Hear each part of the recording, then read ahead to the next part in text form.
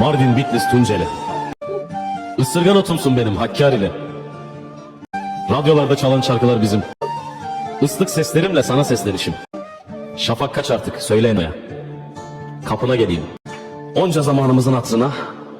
Evet de artık bana. Şilan, benimle çıkar mısın? Şeye kadar.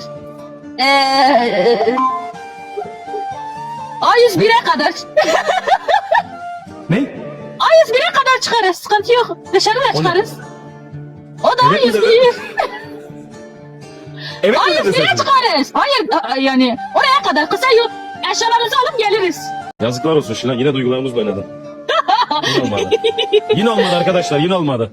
Evet Şilan, şimdi gözlerini kapa, gözlerini kapa. Çabuk çabuk gözlerini kapa Şilan. Gözlerini kapa ya da Niye? başka bir yere bak. Bir şey söyleyeceğim. Bak chat'e şu an ben nasıl baktığını biliyorum. Şu an bana bakıyor, chat'e bakma. Bak şu an chat'e bakıyor. Şilan, akrostiş şiirimi çabuk söyle. Merişko Allah cezanı vermesin. Evet, beğendin mi?